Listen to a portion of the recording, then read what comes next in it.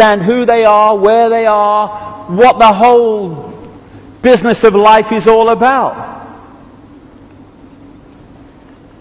The world seems such a ball of confusion and complexity and bewilderment. But it is when you don't have the coordinates to connect things together. Because when you connect the dots, you start to see that apparent complexity as it's played out, an apparent bewilderment as it's played out, has a very seriously clear picture that emerges. Because as you connect the dots between different people, organizations, places, religions, history, suddenly the picture starts to form. Oh, so that's it. If you don't connect the dots, it's just a mass of what's all this about. When you connect the dots, you get the elephant in the living room. You can start to see daily life and the daily news, or passes for it, and all this stuff in a completely different light. And suddenly what seemed to be incomprehensible starts to make clearer and clearer sense.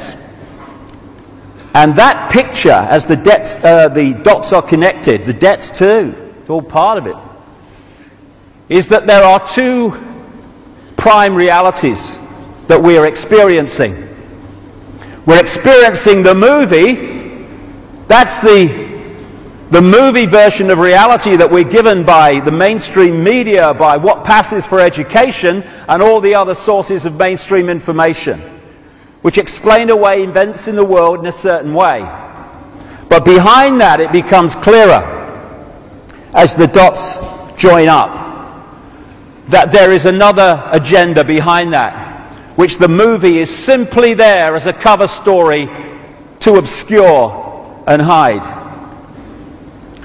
And the foundation of that cover story, or the foundation of that secret agenda, is to get billions of people on this planet to wear a mask and play out a false identity that they don't even know is false. You know, we can talk about banking scams and political scams and secret societies, and we should and we will later on as we go through this. But what those involved in the research of all this whole conspiracy stuff, I feel, need to appreciate is if that's as far as you go and no further, then you too are playing a kind of movie, because you are looking at how it's playing out instead of the real foundation from which this whole conspiracy is based. And that is manipulating people to believe they're something they are not, and to forget what they really are.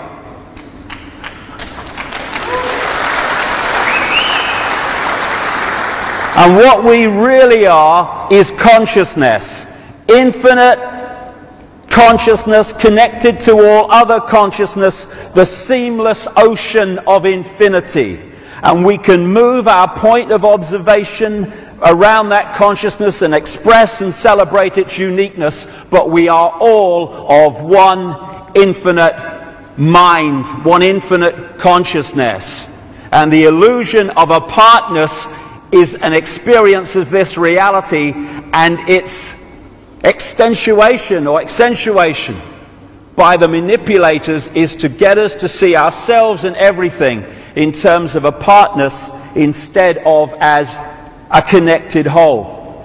This is symbolically, even more than symbolically, the situation that this whole conspiracy is designed to put us in a bubble of consciousness which I call body consciousness, which is disconnected from its awareness of the full magnitude of what it is, to the point where it operates on a fraction of its true self and its infinite potential.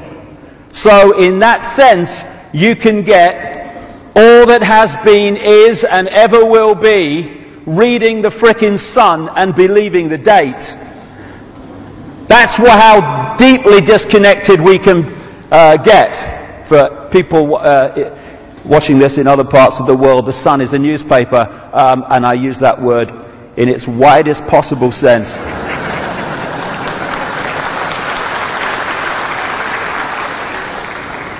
You know, my brother said to me years ago, he said, you know, Dave, what's it all about? He said, you're born.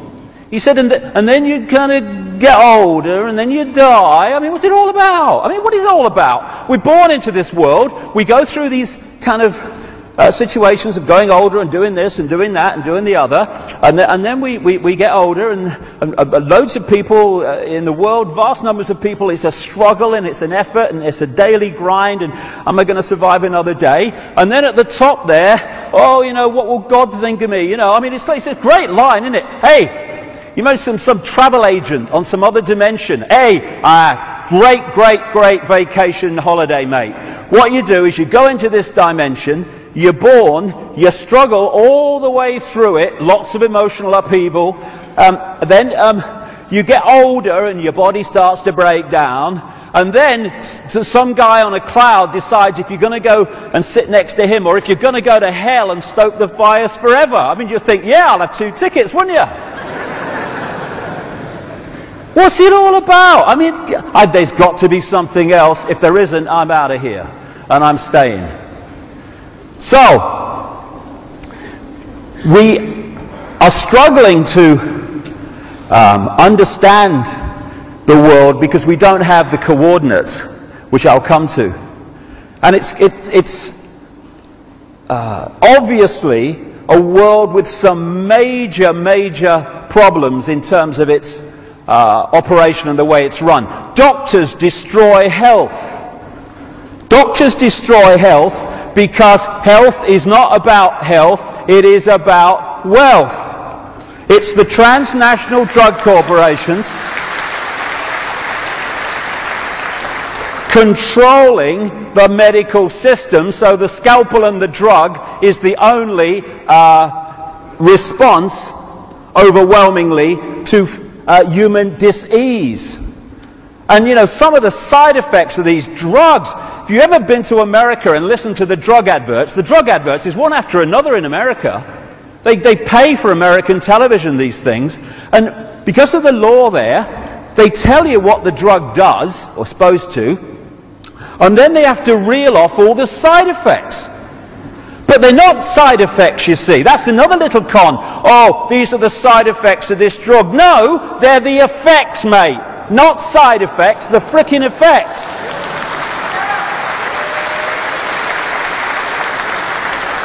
And I was watching one, this is a true story, last year. I was watching one, and it was for a form of Viagra, right? And it said, it told you what it was going to do, treat erectile dysfunction or bloody something. And then he starts reeling off breathlessly, trying to keep the money down, all these side effects. And this is not kidding you. He said at the end, and if you have an erection for more than 4 hours, consult your doctor immediately. Said it. And I'm sitting there watching the telly and I'm thinking, what's he going to do?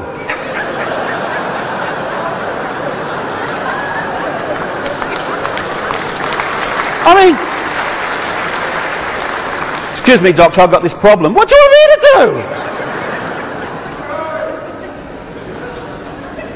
do? World's mad. God, I tell you what, if I had an erection for 4 hours, I wouldn't consult a doctor. I'd thank bloody God, me.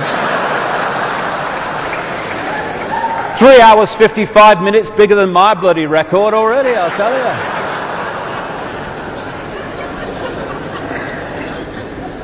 So Big Pharma runs the health industry, and it's not about health, and that's why doctors destroy knowledge. Doctors destroy health. Lawyers destroy justice. Of course they do, especially those that represent the state. And I love this one. when the state takes you to law, the people taking you to law have their legal bills paid by the people. The people who are being taken to law have to pay their own as well as the others. And then when someone wants to take the government on for something the government's done, the government defends itself with the money through the lawyers paid for by the people, and the person taking the government on has to pay their own as well as that. Universities destroy knowledge, of course.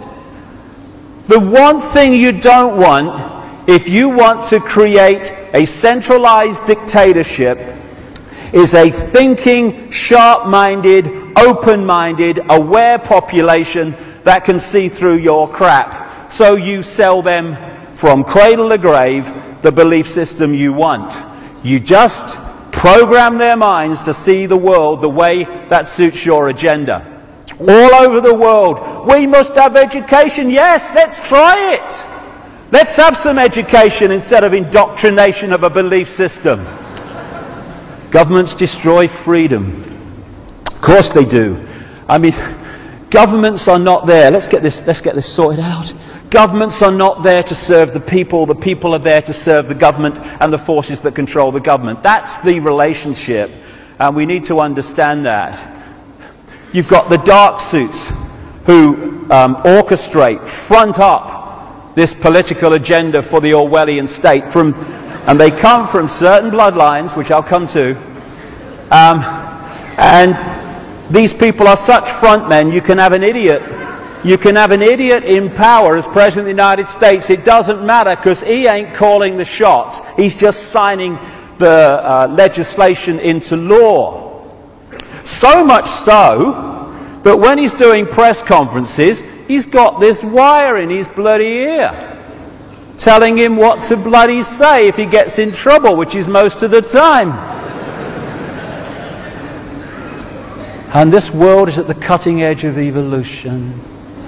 Mr. President, okay, that's good. Okay, now what we're going to do, Mr. President, we're going to have the big finish, the big Churchillian finish. Okay, go. Our enemies are innovative and resourceful, and so are we. They never stop thinking about new ways to harm our country and our people, and neither do we.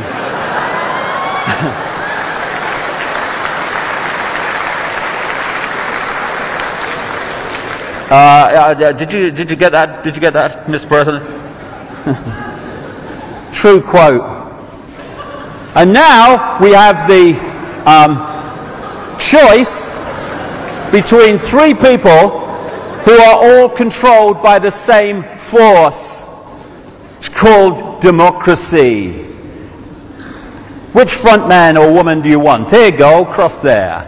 And these are the people who are fronting up the destruction of our freedom of expression. Then the media. The media are there to tell the people the version of life and events that suits the agenda. And those real journalists who don't will tell you how hard it is to get other kinds of information into the mainstream. And the worst kind of censorship is self-censorship, where you know it ain't worth crossing that line, because A, you'll get yourself in trouble, and B, it won't get in the paper or on the news, so you edit yourself. That's going on all the time. Religions destroy spirituality. Get into this in the second half.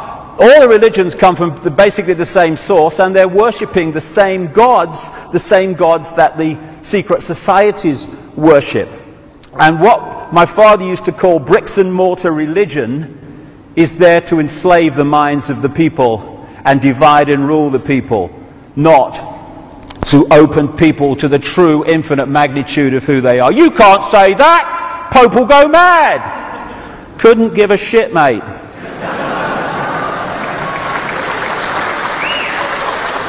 It's a mad world which is sold to us as sanity and rational.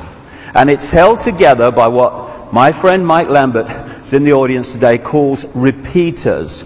People just repeat facts because they've heard them from someone else, and then it becomes conventional wisdom, conventional knowledge. And everyone believes it. As Oscar Wilde said, most people are other people.